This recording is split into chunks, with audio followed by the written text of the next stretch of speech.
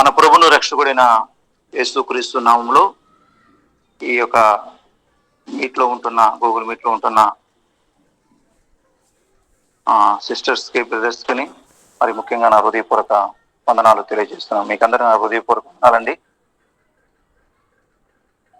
దేవుడు గడిచిన కాలమంతయు మనం కాచి కాపాడి సజీవ లెక్కలు ఉంచి ఈ రీతిగా మనం స్తుతించడానికి కనపరచడానికి ఇచ్చిన యొక్క గొప్ప సమయం బట్టి తరుణం బట్టి దేవాదేవునికి ఆయనకే మహిమ ఘనత ప్రభావములు చెలునుగాక. ఆమేన్. ఈ దినవాక్యాన్ని గురించిన మాటలు మనం చెప్పుకో ముందు కొన్ని విషయాలు మనం మాట్లాడుకుందాం. ఒకరోజు ఒక పాస్టర్ గారు, నా వాయిస్ మీకు స్పష్టంగా ఉందండి అన్నా? యుగంధర్ అన్న అన్నా చక్కగా ఉందన్న, ప్రాబ్లం ఏం లేదు. Okay, thanks. ఏంటంటే ఒక్కోసారి నెట్వర్క్ ప్రాబ్లం ఉందన్న. ఎస్ అన్న, డెఫినెట్గా వాయిస్ ఏదైనా డిస్టర్బెన్స్ వస్తే నేను రైట్ చేస్తాను వాయిస్. ఓకే, థ్యాంక్స్ అన్న. Thank you brother. ఒక పాస్టర్ గారు మరి గృహాలు దర్శించే విధానంలో వారానికి ఒకసారి వెళ్తారు. అయితే పాస్టర్ గారు ఒక గృహాన్ని దర్శించడానికి వెళ్తున్నప్పుడు ఆ ఒక ఇంటిలో ఆమె ఎక్కువగా ప్రార్థన చేసుకుంటుంది కదా అని ఎందుకు ఆమెని అభ్యంతరపరచాలి, డిస్టర్బ్ చేయాలనే ఉద్దేశం మీద పాస్టర్ గారు తిరిగి వెళ్ళిపోయారు.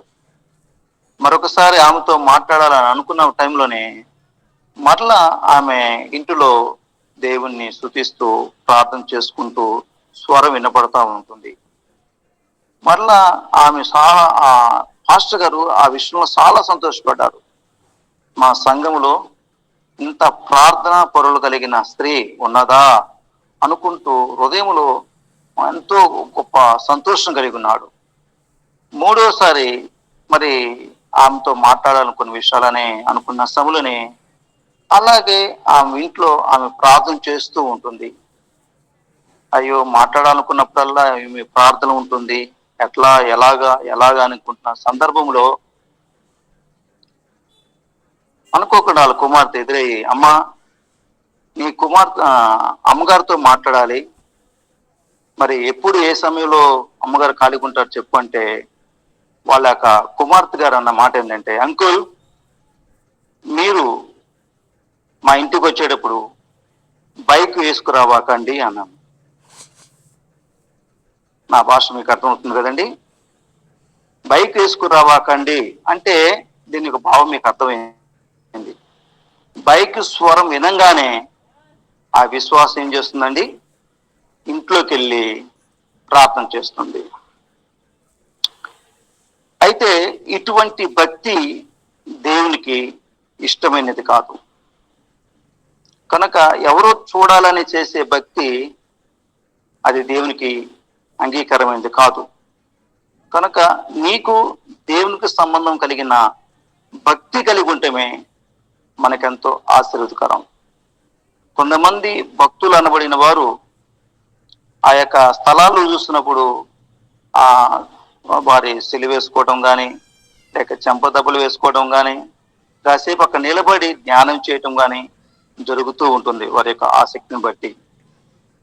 అయితే ప్రభునందు ప్రియమైనవారా, మనం ఈ దినాన మాట్లాడబోతున్న అంశము భక్తి గురించి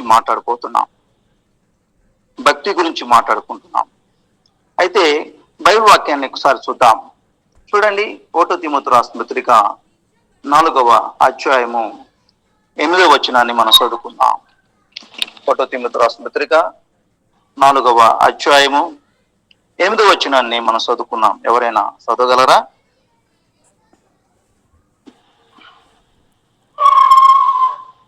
తిమోతి రాసిన పత్రిక 4వ అధ్యాయం 8వ వచనం.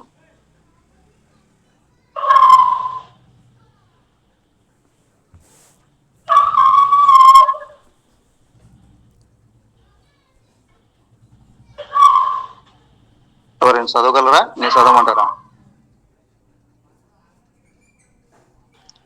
1 తిమోతి రాసిన పత్రిక 4వ అధ్యాయం 8వ వచనం.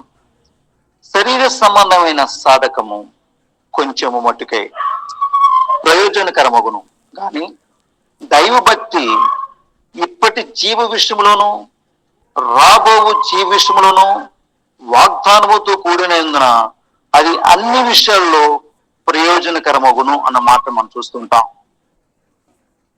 మరొకసారి ఎవరు వాళ్ళగా దీన్ని ధ్యానం చేద్దాం. ఒకసారి దాన్ని బైబిల్ తెలిసి చదువుదాం.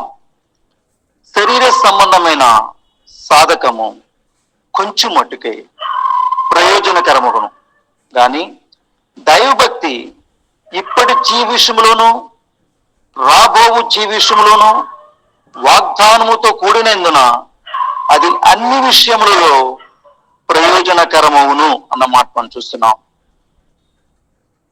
ప్రియమైన దేవుని బిడ్డలారా, ఈ దినాన భక్తి గురించి మాట్లాడినప్పుడు శరీర శిక్షణలో కొంచెము ప్రయోజనకరం ఉంటుంది, దైవభక్తి అన్ని విషయాల్లో ప్రయోజనకరమే అని ఇక్కడ భక్తుడైన పౌలు గారు తిమోతితో మాట్లాడుతున్న మాటలు మనం గమనిస్తుంటున్నాం. మనము దైవభక్తిని అలవర్చుకోమని పౌలు తిమోతిని ప్రోత్సహిస్తున్నట్టుగా మనం చూస్తున్నాం. ఇందాక మనం ఒక మాట చెప్పుకున్నట్టుగానే మన భక్తి మరి వేషముతో కూడిన భక్తిగా, వేషధారణ కలిగిన భక్తిగా మనం ఉండకూడదు. పాస్టర్ గారు చూడాల్సిన లేదు, పక్కింటి అక్కగారు, అన్నగారు లేక విశ్వాసులు చూడాల్సిన లేదు. నీకు దేవునికి ఉన్న సంబంధాన్ని మనం కలిగి ఉంటే నీవు ఎటువంటి భక్తి కలిగి ఉన్నావో అందరికీ అర్థమవుతుంది. ఎవరో చూడాలని కలిగిన భక్తి ఏంటంటే అందరికి అర్థమవుతుంది. అది ఆధ్యాత్మికంగా ఎదిగిన వారికి అందరికి అర్థమవుతుందంటే ఇది ఆమెకి ఒక అలవాటుగా, ఒక వేషధాన్ని కలిగించే భక్తిగా ఉన్నట్టుగా గ్రహిస్తూ ఉంటాం. అయితే ఈ దినాన మనం గమనించవలసిన విషయం అంటే 1 తిమోతి రాసిన పత్రిక 4:8 చూస్తున్నాము. శరీర సంబంధమైన సాధకము కొంచెం మట్టుకే ప్రయోజనకరమగును, కానీ దైవభక్తి ఇప్పటి జీవిషములోను రాబోవు జీవిషములోను వాగ్దానముతో కూడినందున అది అన్ని విషయాలలో ప్రయోజనకరమవును అన్న మాట మనం గమనిస్తున్నాం. అయితే సాధ్యమంత వరకు దీని గురించిన మాటలు అర్థమైనట్టుగా ముందుకు సాగిపోవాలని నేను ఆశపడుతున్నాను. దీంట్లో మనకి 7 మాటలుగా మనం గమనిస్తున్నాం. భక్తి యొక్క అర్థం, రెండవదిగా దైవభక్తి గురించిన మర్మం, మూడవదిగా భక్తిలో రకాలు, నాలుగవదిగా భక్తిహీనత, ఐదవదిగా భక్తి లేని జీవితం ఎంత నష్టదాయకం, ఆరవదిగా భక్తి యొక్క సాధకం, ఏడవదిగా భక్తులకు మేలు చేయు దేవుడు. ఈ 7 పాయింట్లు మనం గమనిస్తాం, కానీ సమయం అనుకూలం ప్రకారంగానే మనం ముందుకు సాగిపోతూ ఉంటాం. ఈ దినాన మనం గమనించవలసిన మాట, మొదటి మాట ఏంటంటే భక్తి యొక్క అర్థం. దైవ భక్తి అన్న మాటను గ్రీకు పదంలో ఒకసారి మనం చూస్తే యుసేబియా అనే పదాన్ని మనం గమనిస్తూ ఉంటాం. అంటే యుక్తమైన పూజాభావం అన్న మాట మనం గమనించాలి. ఏంటండి? యుక్తమైన పూజాభావం. కనుక దీని యొక్క మాటకి యొక్క అర్థాలు మనకు అన్ని తెలుసు. అయినను మనం ఒకసారి గమనిస్తే ఇక్కడ ఆచరణలోను క్రియల్లోనూ దేవుని పట్ల కనిపించే భక్తి శ్రద్ధలు, ఆచరణలోను క్రియల్లోనూ మనకు కనిపించే భక్తి శ్రద్ధలు అన్నది మనం గ్రహించాలి. కనుక ప్రియమైన దేవుని బిడ్డలారా, ఈ దినాన దైవభక్తి యొక్క విషయంలో చూస్తే ఆచరణమైన యోగ్యమైన క్రైస్తవ జీవితం కలిగి ఉండాలి. విశ్వాసులు ఇందులో సాధకం చేసుకోవాలి.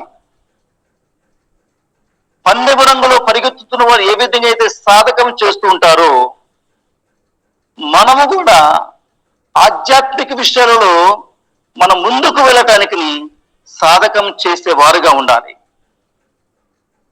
చాలా మంది క్రీడాకారులు చూడండి, తమ శరీరాన్ని క్రమశిక్షణలో ఉంచుకుంటూ ప్రత్యేకంగా వారు ఉంటూ ఉంటారు.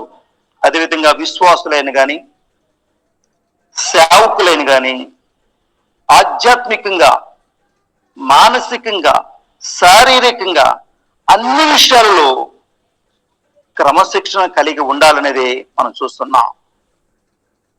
2 తిమోతి పత్రిక 1:15 మనం చూస్తే అన్ని విషయాలలో 2 తిమోతి పత్రిక 1:5 చూస్తున్నాము.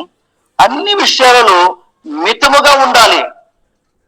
చాలా మంది మితి మీరిన భక్తి కలిగిన వారు ఉంటారండి. చాలా మంది మితి మీరిన భక్తి, అది వాళ్ళకి కొంచెం లాభకరం ఉంటుంది, కానీ వారు ఆధ్యాత్మిక విషయంలో చాలా నష్టం కలిగి ఉన్నారనేది మనం గ్రహించాలి. అంటే మితము అంటే హద్దు కలిగి ఉంటాం, పరిమితి కలిగి ఉంటాం. కనుక అన్ని విషయాలలో మనం మితముగా ఉండాలనేది మనం జ్ఞాపకం చేసుకుంటున్నాం. దైవభక్తి దేవుని ఎడల పరిశుద్ధ భయముచే నడిపించబడుతూ అంకిత భావంతో చేసే ఒక కార్యము లాంటిది. దాన్ని బట్టి వచ్చే శక్తిని తెలియజేస్తూ సరి అయిన పూజాభావంతో భక్తి కలిగి ఉండాలనేదే ఇక్కడ వాక్యాల ద్వారా మనకు అర్థమవుతుంటుంది. మన హృదయం పూర్వకంగా దేవుని ప్రేమిస్తాం. దేవుని ప్రేమించిన తర్వాత దేవుని దీవునితోనూ సంతోషంగా ఆనందంగా ఉండే దినాల్లో ఉంటాం. అయితే కష్టాలు వచ్చినా కానీ, శ్రమలు వచ్చినా కానీ భక్తిని చూపించేవారుగా ఉండాలి, కానీ భక్తిహీనత కలిగి ఉండకూడదని ప్రభుపేట మనం చేస్తున్నాం. యెహోవాతో లేక దేవునితో యథార్థమైన వ్యక్తిగతమైన సన్నిహితతో కలిగి ఉన్నప్పుడే కష్టాలు వచ్చినా, శ్రమలు వచ్చినా జయించగలవారుగా ఉంటారని మనం గ్రహిస్తున్నాం. అందుకే సంపూర్ణ భక్తియు అన్న మాటని మనం గమనిస్తాం. 1 తిమోతి పత్రిక 2:1-2 సంపూర్ణ భక్తియు మాణిక్యం కలిగి నెమ్మదిగాను సుఖంగాను బ్రతుకు నిమిత్తము అన్నిటికంటే ముఖ్యంగా మనుషులందరి కొరకు ప్రార్థనలు, యాచనలు మనం చేయాలని ఇక్కడ మనం చూస్తున్నాం. కనుక సంపూర్ణ భక్తిని మనం కలిగి ఉండాలి. దైవభక్తి అంటే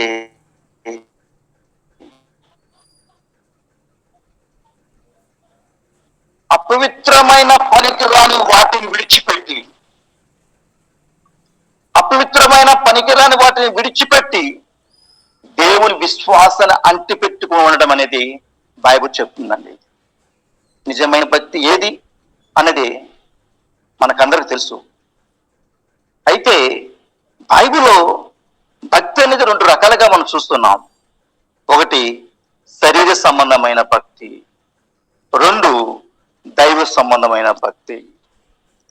శరీర సంబంధమైన భక్తి కొద్ది వరకే ప్రయోజనకరం, కానీ దైవభక్తి అన్ని విషయాలలో ప్రయోజనకరమైనదని మనం గమనిస్తున్నాం.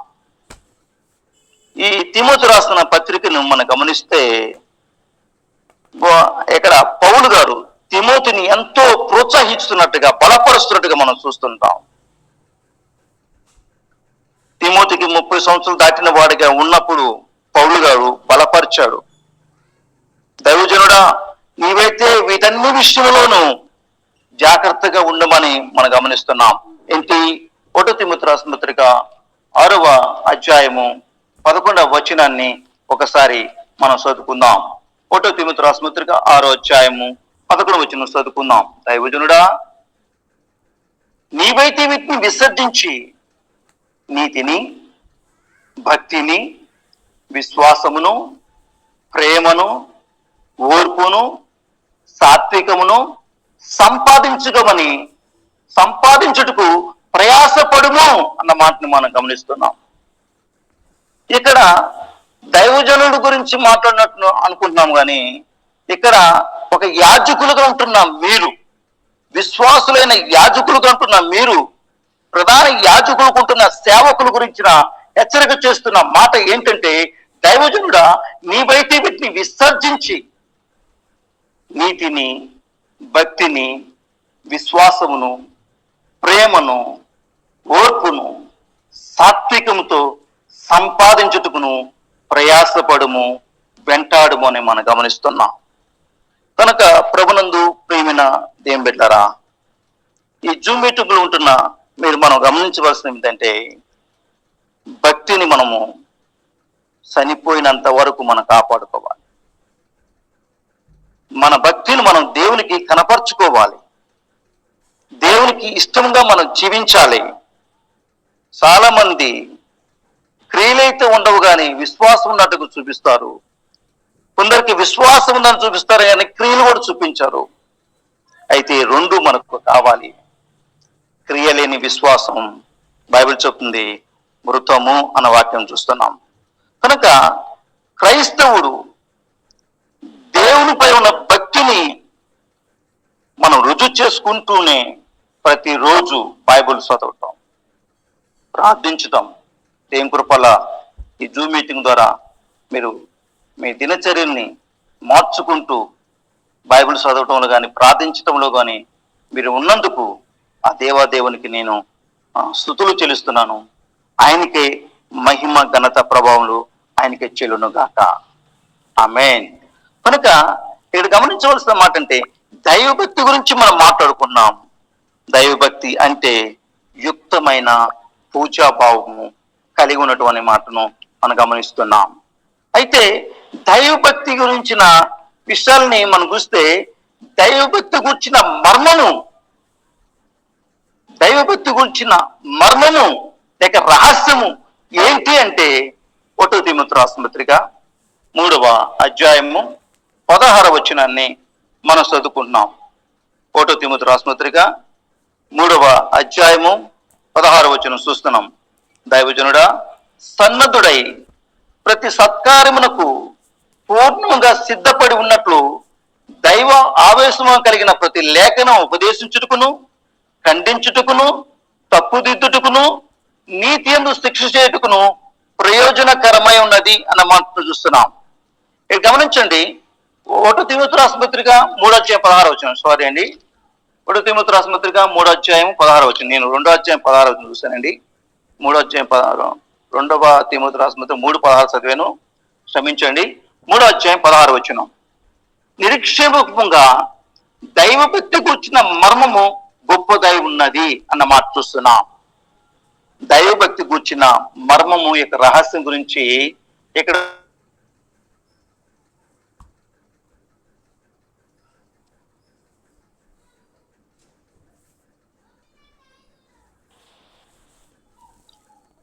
ఆయన సశరీరుడిగా ప్రత్యక్షమయ్యాడు.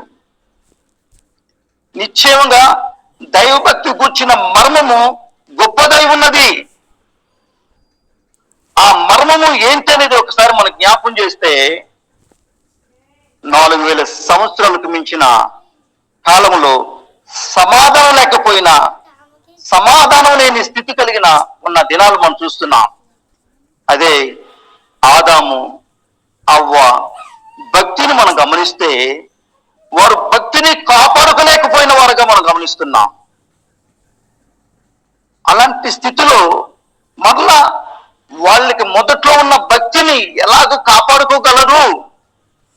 వాళ్ళు పాపము చేయకముందు వాళ్ళు దేవునికి ఎటువంటి అనుసంధానం కలిగి ఉన్నారు, మళ్ళా ఎప్పుడు వస్తుంది అన్నది మనం గమనిస్తుంటే, క్రీస్తు మొదటి శతాబ్దంలో దేవుని కుమారుడు భూమి మీద వచ్చేటతో అక్కడ భక్తిని, సమాధానము లభించింది. ఆమేన్.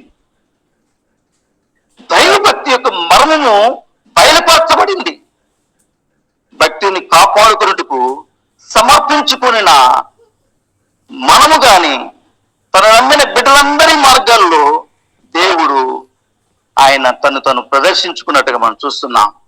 ఇందాక మనం వాక్యం చదువుకున్నాం కదండి. 1 తిమోతి రాసిన పత్రిక 3వ అధ్యాయం 16వ వచనం చూస్తున్నాం. నిరీక్షేపముగా దైవభక్తి కూర్చిన మర్మము గొప్పదై ఉన్నది. జీవితాలలో దేవునికి సమర్పించి బాప్తిసం తీసుకొని క్రైస్తవులుగా వెంబడించుట్లో మనము యేసుని మాదిరిని తలంచుకున్నట్టుకు చాలా మంచిదండి. యేసే మనకు మాదిరి. దైవభక్తి గూర్చిన మర్మము ఎవరంటే ప్రభువైన యేసుక్రీస్తు వారే.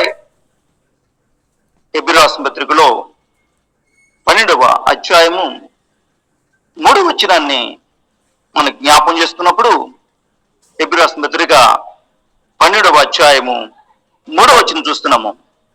అలసట పడకయు మీ ప్రాణములు విసుకకయు ఉండినట్లు పాపాత్ములు తమ సొంత హానిక చేసే తిరస్కారమంతయు ఓర్చుకొనిన ఆయనను తలంచుకొనిడి. జాగ్రత్తగా మనం గమనిద్దాం. హెబ్రీ రాసిన పత్రిక 12వ అధ్యాయం 3వ వచనం. అలసట పడకయు మీ ప్రాణములు విసుకకయు ఉన్నట్లు పాపాత్ములు తమ సొంత హానికే చేసిన తిరస్కారమంతయు ఓర్చుకొనిన ఆయనను తలంచుకుని. చాలా మందికి భక్తి పెరిగే కొందే, అన్ని విషయాలు తెలిసే కొందే కొంత తెలియకుండా నిర్లక్ష్య స్వభావం మనకు వస్తూ ఉంటుంది. ఏదో అలసిపోయిన భావంతో మనం కలిగి ఉంటూ ఉంటాం. కొన్ని శ్రమలు కొన్నిసార్లు శ్రమలు వచ్చినప్పుడు, బాధలు కష్టాలు వచ్చినప్పుడు మనము అలిసిపోయిన వారుగా, ప్రాణం పోయిన వారుగా, విసుగు చెందే వారుగా మనం కనబడుతూ ఉంటాం ఒక్కొక్కసారి. ప్రియమైన దేని బిడ్డలారా, ఈ యొక్క మీటింగ్ లో మనం తెలుసుకోవాల్సిన మాట అంటే, నువ్వు అలసట పడవద్దు, నీ ప్రాణాలు విసుగువద్దు. కానీ పాపాత్ములు యేసుక్రీస్తుని ఏ విధంగా చేశారో ఒకసారి గమనించు. ఆయన మన కోసం ఎంత ఓర్చుకున్నాడో అది తలంచుకోను, తలపోసుకుంటూ ఉండు, తలంచుకుంటూ ఉండమని దేవుని వాక్యం ద్వారా మనం చూస్తున్నాం. ఆయనే మనకు ఆదర్శం. ఆయన లేకపోతే మనం ముందుకు సాగిపోలేం. కనుక దైవభక్తి గుర్చిన మర్మము ఎవరంటే ప్రభువైన యేసుక్రీస్తే. క్రీస్తు మన బాధలను అనుభవించాడు. ఆయన అడుగు జాడలు మనం నడవాలి. మనకు ఆదర్శంగా ఉంచి వెళ్ళిపోయాడు. కనుక మనము ఆయనందును లక్ష్యముంచుదాం. మనం ఆయనందును తలంచుకుంటూ ముందుకు సాగాలని ప్రభుపేట మనం చూస్తున్నానండి. మనము గమనించవలసిన మాట అంటే, దైవభక్తి అంటే ఏంటో మాట్లాడుకున్నాం. దైవభక్తి కూర్చున్న మర్మము గురించి మాట్లాడుకున్నాం. అయితే మరికొన్ని విషయాలు మన జ్ఞాపకం చేసుకున్నాం. భక్తిలో రకాలు. భక్తిలో రకాలు మనకన్నీ తెలుసు. అయితే పరిశుద్ధాత్ముడు మరొకసారి జ్ఞాపకం చేస్తున్నాడని గ్రహించి మనము బలపరుచుకుందాం, మనం ప్రోత్సహించుకుందాం. వాక్యానుసారంగా ఉండటానికి మనం అందరము ఇష్టపడతాం. భక్తిలోనే రకాలుండే. మిమ్మల్ని ఒక్కొక్కరు అడిగితే ఎన్నో రకాలు చెప్తూ ఉంటారు. అయితే మన బైబిల్ సార్ ఉన్న రకాలని ఒకసారి మనం జ్ఞాపకం చేసుకున్నాం. 1, నిష్కలంకమైన భక్తి. 2, ఇంటి వారి ఎడల భక్తి. 3, వ్యర్థమైన భక్తి. 4, శరీరపరమైన భక్తి. 5, దైవ భక్తి. భక్తిలో రకాలని మనం జ్ఞాపకం చేసుకుంటున్నామండి. నిష్కలంకమైన భక్తి, ఇంటి వారి ఎడల భక్తి, వ్యర్థమైన భక్తి, శరీర సంబంధమైన పరమైన భక్తి, దైవ భక్తి. అయితే ఇది దీంట్లో ఒకదాని గురించి నేను మీతో మాట్లాడతాను. అదేంటంటే నిష్కలంకమైన భక్తి. ఇది దేవుని దృష్టిలో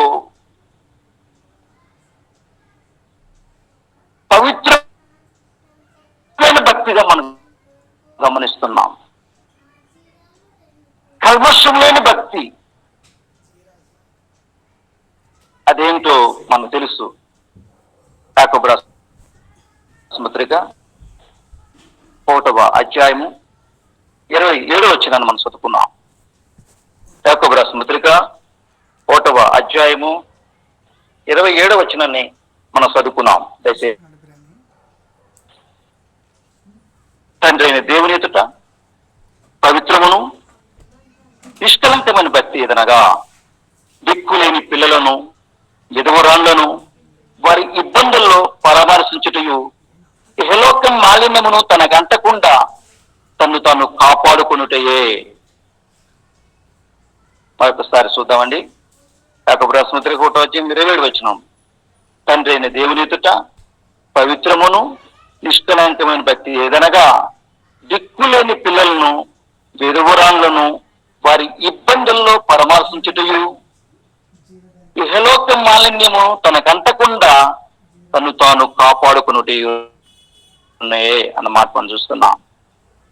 నిష్కలంకమైన భక్తి యొక్క లక్షణాలు తెలుసుకోవటంలో ఎంతో మంచిది.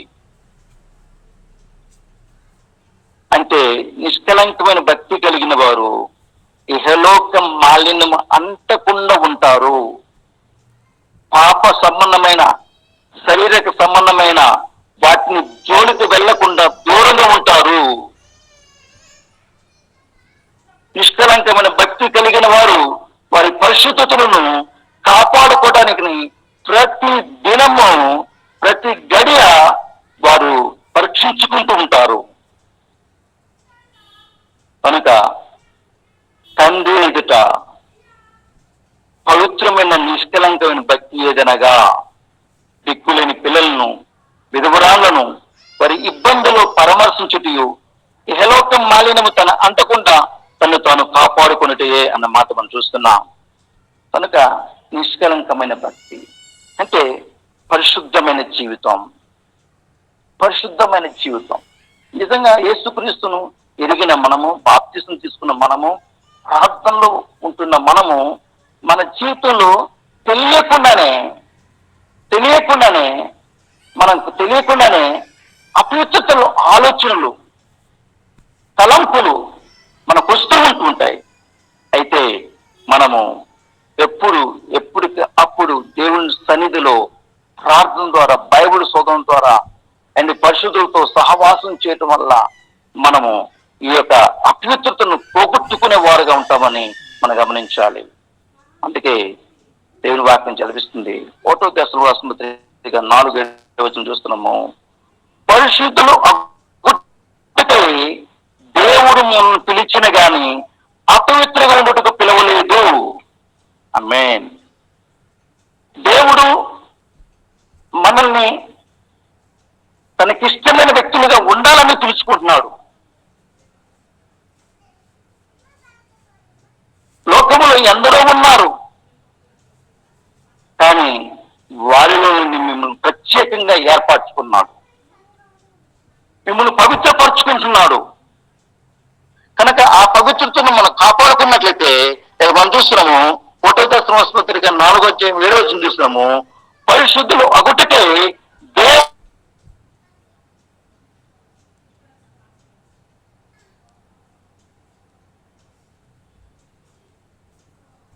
పవిత్రంగా ఉండటానికి మనం పిలవలేదు. మనం తెలియకుండానే బూతులు మాట్లాడేస్తాం, తెలియకుండానే అబద్ధాలు మాట్లాడేస్తాం, తెలియకుండానే పదాన్ని మరొకసారి అన్నాను కానీ కొంతమంది తెలిసి కూడా మాట్లాడేస్తారు, తెలిసి కూడా అంటారు. అయితే మనం ఏ కాడికిని దేవుని సందులో ప్రతి దినమును శుభ్రం చేసుకుంటున్న వారుగా ఉండాలి. వాక్యంతో కడుక్కుంటూనే వారుగా ఉండాలి. వాక్యముతో పరిశుభ్రముగా ఉంటూ, ప్రార్థనలో ఆయనతో సహవాసం కలిగి ఉంటూ ముందుకు సాగినట్లయితే దేవుడు మనం ప్రతిదినం పవిత్రపరిచేవాడుగా ఉన్నాడు. మన శరీరం ఏంటో మనకు తెలుసు. దేవుడు అన్నాడు, ఆలయం అన్నాడండి. కనుక ఈ పరిశుద్ధమనే ఆలయంలో మరకలు ఉండకూడదు. ఇప్పుడంటే చిరాకు. కనుక వాటన్నిటిని కడిగి వేసుకోవాలి. మచ్చ, మడత, దాగు ఇటువంటివి నీవు పండ్లు కొనటానికి వెళ్ళినప్పుడు కొనగలవంటే ఎప్పుడు ఇష్టపడవు. అయితే దేవుడు కూడా మచ్చ, మడత, దాగు ఉంటే ఆయన కూడా ఇష్టపడడు. కనుక ఈ దినాన నిష్కలంకైన భక్తిగా ఉండాలనేది దేవుడు మనకి హెచ్చరిక చేస్తుందంటే మనము ప్రతి దినమును దేవుని సందులో సరి చేసుకుంటూ ముందుకు సాగిపోవాలి. దేవుని ఆలయమై ఉన్నాం మనం. దేవుని ఆలయమై ఉన్నాం కాబట్టి ఆ ఆలయములో ఉంటున్న మనము, ఆయన సంఘముగా ఉంటున్న మనము మన అవయవాలని ప్రతి దినము పరిశుభ్రంగా ఉంచుకోవాలనేది దేవుని యొక్క వాక్యం ద్వారా మనకు హెచ్చరిస్తుంది. అందుకే 1 దశలోనిపత్రిక 4:5 వచనం చూస్తున్నాము. పరిశుద్ధులు అగుటకై మనం పిలిచాను. పరిశుద్ధులు అగుటకై మనం పిలిచాను. చాలా మంది ఈ లోక మాన్యంలో అండి వారి హృదయాలు అంటు పెట్టుకుంటూ ఉంటాయి. వాటిని దూరపరుచుకుందాం. దేవుని ఆరాధిస్తూ మంచి భక్తి కలిగి ఉంటూ వ్యర్థమైన వాటిని మనం తొలగేసుకున్నామంటే దేవుని సందులో మన పరిశుద్ధతను మనం కాపాడుకునే వారుగా ఉంటున్నాం. మనకు తెలుసు, ఒక తెల్లని చొక్కా మీద ఒక నల్లని మచ్చ ఉంటే అందరూ అన్న మాట ఏమంటారు తెలుసా? ఆ మచ్చ ఏంటి, ఆ మచ్చ ఏంటి, ఆ మచ్చ ఏంటి అంటూ ఉంటారు. అరే, ఆ తెల్లదనంతటా ఎందుకు మాట్లాడరు? కానీ ఆ మచ్చ గురించే మాట్లాడేవాడు కొంటూ ఉంటారు. పరిశుద్ధంగా జీవించాలంటే పరిశుద్ధాత్మ సహాయం చాలా అవసరమైన మనకి. పరిశుద్ధంగా జీవితమును మనం కలిగి ఉండాలంటే పరిశుద్ధాత్మ సహాయం మనకు ఎంతో అవసరం. ఆత్మ చేత శరీర కార్యములు మనం జయించగలం. ఈ శరీరము ఆత్మకు ఎప్పుడు పోరాటమే. కానీ ఈ పోరాటంలో జయించేది ఏంటి? నువ్వు పరిశుద్ధాత్మతో నువ్వు కలిగి ఉన్నట్టే, ఆత్మానుసరంగా నువ్వు నడిచినట్టే శారీరక క్రియలు సంపివేతు అని వాక్యం చదివేస్తుంది. కనుక ప్రభునందు ప్రియమైన బిడ్డలారా, ఆత్మశాత శరీర క్రియలను సంపిన ఎడల మీరు జీవించేదురు అన్న మాటని రోమరాస్మృతికి 8వ అధ్యాయంలో మనం చూస్తూ ఉంటాం. ఆత్మచేత శరీర క్రియలను సంపిన ఎడల మీరు జీవించెదరు. అది గలతీ 5:16-17 వచనం కూడా చూస్తున్నాం. శరీరము ఆత్మకు శరీరముకు ఎప్పుడు పోరాటమే. ఆత్మానుసరంగా అనుసరించుడి, అప్పుడు శరీరేచ్ఛలు సంపివేదురని వాక్యం చూస్తున్నాం. కనుక ప్రభునందు ప్రియమైన దేవుని బిడ్డలారా, మనం గమనించాలి, పరిశుద్ధాత్మ నడిపింపును మనం కలిగి ఉందాం. వాటి కొరకు మీరు ప్రార్థన చేస్తున్నారు, మంచిదే.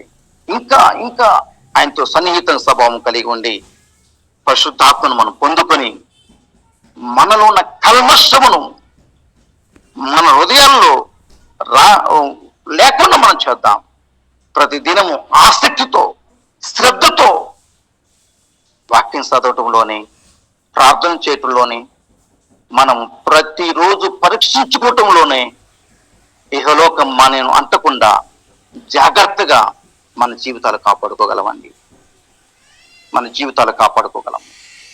కనుక ప్రభునందు ప్రియమిందములరా, ఇక్కడ యాకోబు రాసిన పత్రికలో మనం వెళ్తున్నాం. 1:27 వచనంలో అనాథ పిల్లలను, విధవరాలను వారి కష్టాల్లో సందర్శించి సహాయం చేయడమే నిష్కలంకమైన భక్తి. ఆమేన్. నిజంగా ఈ గ్రూపుల గురించి నేను తెలుసుకున్నప్పుడు చాలా మంది వారి కష్టార్జితంలో కానీ వారు కలిగిన దాంట్లో సహాయం చేస్తున్నట్టుగా నేను వింటున్నాను. ఇంకా మీరు మీ చేతులను ఇంకా బలపరచాలని, దేవుని యొక్క కార్యాలు మీ ద్వారా మరి ఎక్కువగా జరగాలని నేను కూడా ప్రార్థన చేస్తూ ఉంటాను. కనుక మన భక్తిలో ప్రేమ, పవిత్రత, ఈ మాటలతో ఉంటూ మనం దేవుని చూపించేవారుగా ఉండాలి. మన భక్తిలో ప్రేమ, పవిత్రత కలిగిన వారుగా ఉండి మనము మన చేసే పనులు బట్టి దేవుని చూపించేవారుగా మనం ఉండాలి.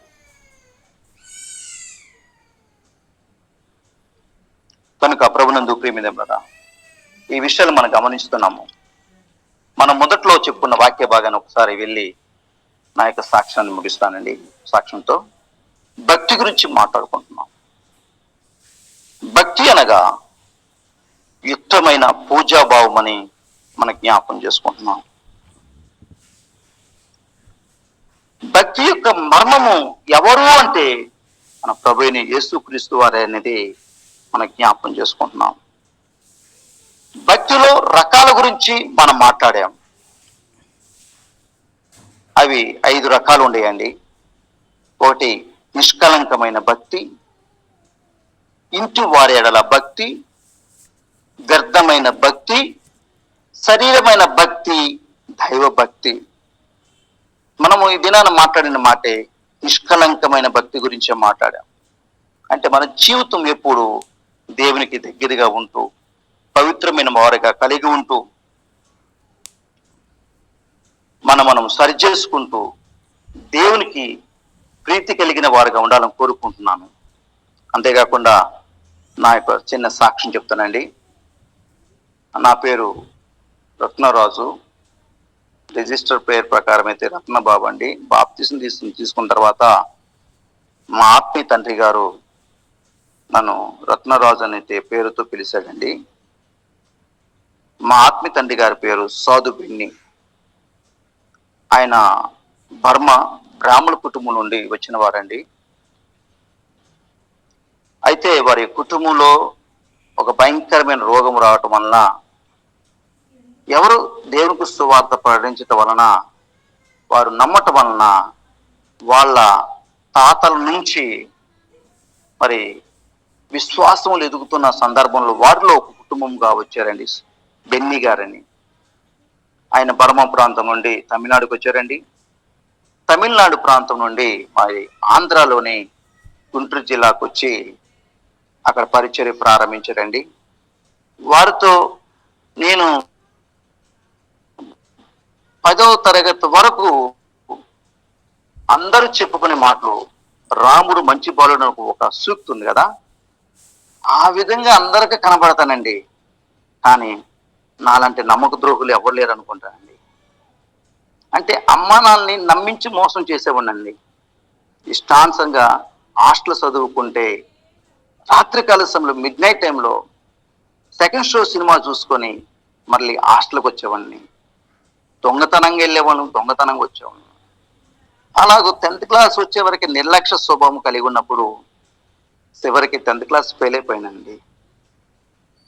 అప్పుడు ఆ బాధ ఏందో తర్వాత తెలిసిందండి. అయ్యో, అందరూ పాస్ అయ్యి సంతోషంగా ఉన్నారే, నేను ఒక 3 సబ్జెక్టులు పాస్ అయ్యి మరి 4 సబ్జెక్టులు మిస్ చేసుకున్నానని బాధపడుతున్నానండి. అయితే మరలా మా అక్కగారికి దయ్యం పట్టుకోవడం వలన పాస్టర్ గారు అందరూ ప్రార్థన చేయడం వలన ఆమెలో ఉన్న దయ్యం పోయిందండి. మా అక్కగారిని బట్టి మా అమ్మగారు యేసుక్రీస్తు నమ్ముకున్నారండి. మేము నామకార్థ క్రైస్తవం అండి. అక్కగారి యొక్క ప్రార్థనలు వెళ్ళటం వలన నేను కూడా ప్రార్థనకు వెళ్ళటం జరిగిందండి. ఆ తర్వాత దైవజనులతో పరిచయం అయిందండి.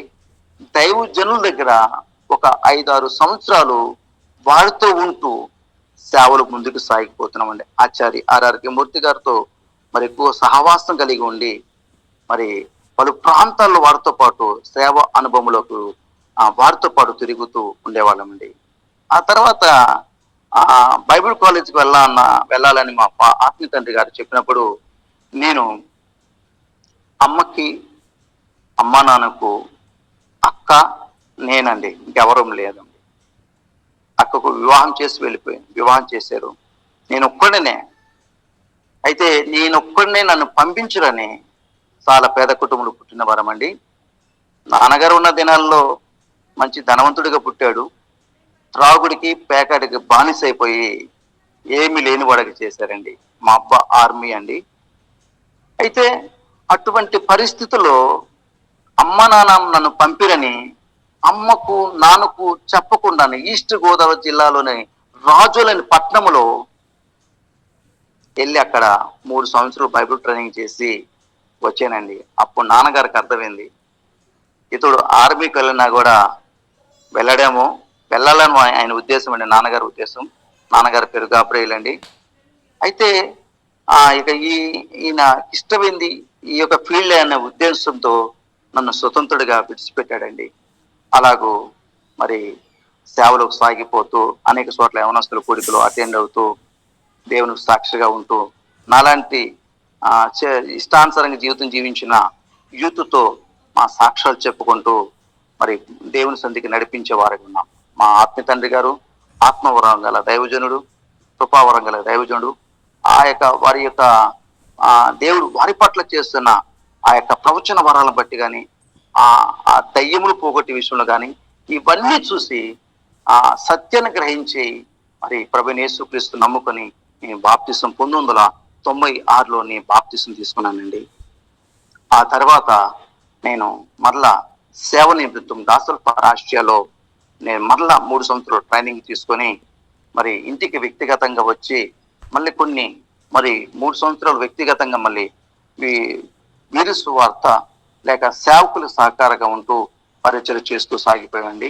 తర్వాత దేవుని పిలుపు నిమిత్తమును దేవుడు ఏర్పరిచిన విధానంలో కర్నూలు జిల్లాకి సువార్తకు వెళ్ళాలన్నప్పుడు నేను కర్నూలు జిల్లాలోని వెలుగోడు మండలంలో నేను పరిచర్యకి మే నెల 2000 మే నెల 5వ తారీఖు నాడు నేను ఈ పరిసర ప్రాంతంకి వచ్చానండి. అయితే ఆ సమయంలోనే నాకెవరు పరిచయం తెలియదండి.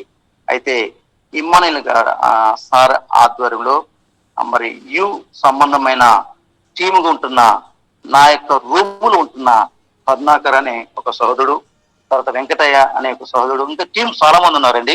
ప్రతి మంగళవారం నాడు ఆ యొక్క సంబంధమైన మీటింగ్లు జరుగుతూ ఉంటాయండి. ఆ విధంగా వారితో పాటు పరిచయం జరుగుతూ వాళ్ళము మేమందరం ఒకే అప్పుడు మ్యారేజ్ కాలేదండి, అలాగ కలిసి ఉన్నాం. తర్వాత నాకు వివాహమైందండి. నా భార్య పేరు షారోను. అయితే మేము వెలుగోడు ప్రాంతం అండి, భైరవుల ప్రాంతంకి వచ్చినాము. ఆ యూలో ఉంటున్న సందర్భంలోనే అనసరన్న గారు మాకు పరిచయం అయ్యారండి. వారు ముఖ్యంగా వారి అమ్మగారు మమ్మల్ని ఎంతో ఆదరించేవారండి, బలపరిచేవారు. అయితే అనుకున్న రీతిగా మా భార్య డెలివరీ టైంలో బాబును కోల్పోయామండి. మొదటి కానుకలోని బాబును కోల్పోయాం. బాబు కడుపులోనే చనిపోయాడు. మాకు తెలియక వారం రోజులు హాస్పిటల్ తిరుగుతున్నాం. అయితే వచ్చిన మా ఆంటీ గారు మరొకసారి గ్రహించి మరి ఆ స్కానింగ్ వెళ్ళినప్పుడు ఇలా తెలిసినప్పుడు మమ్మల్ని ధైర్యపరిచి మళ్ళీ గుంటూరు వెళ్ళండి, అమ్మా నాన్న తోడుంటారని, మీకు ధైర్యం వస్తుందని. మా దగ్గర డబ్బులు తక్కువ ఉన్నాయండి. ఆ సమయంలో వారి కలిగిన దాంట్లో కొంత డబ్బు మాకు ఇచ్చి అని మమ్మల్ని ప్రోత్సహించి బలపరిచి మమ్మల్ని గుంటూరుకి నడిపించారండి. నిజంగా దేవునామకు స్తోత్రములు. ఆంటీ గారి ప్రార్థన ఆధ్యాత్మిక విషయంలో మమ్మల్ని బలపరిచేవాడండి. అయితే అప్పుడే కొత్తగా వచ్చిన సేవలో మాకు తెలియని విషయాలు ఉన్నాం, కానీ అయినా కానీ మేము ప్రార్థనలో ముందుకు సాగిపోతున్నాం. నాతోటి సహోదరుడు కూడా ఇద్దరం కలిసి సేవకు వచ్చాం.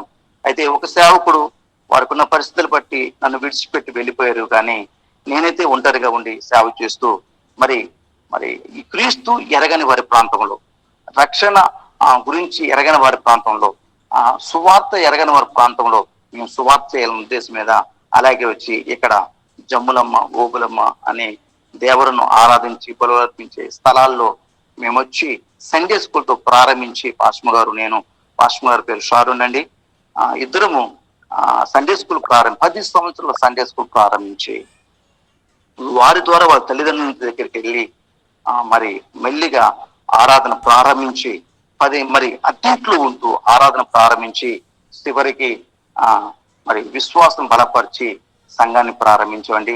దేవుని కృప వల్ల కొన్ని సంవత్సరాలు అద్దెంట్లో ఉన్న తర్వాత మంచి బిల్డింగ్ దేవుడు మాకు ఇచ్చాడండి. ఆయనకే మహిమ, ఘనత, ప్రభావం కలుగును గాక.